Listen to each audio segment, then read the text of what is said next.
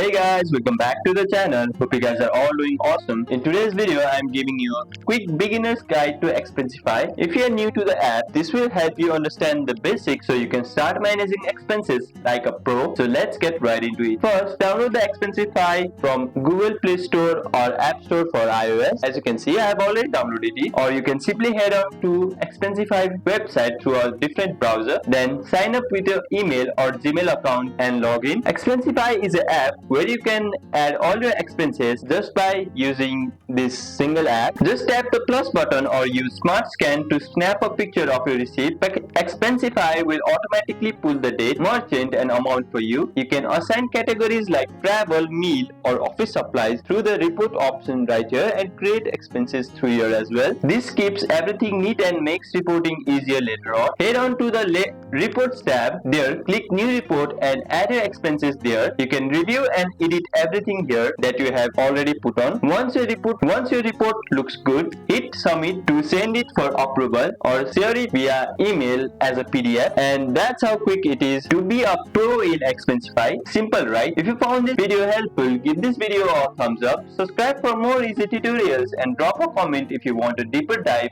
into any features in Expensify. Thank you for watching and I'll see you on the next one.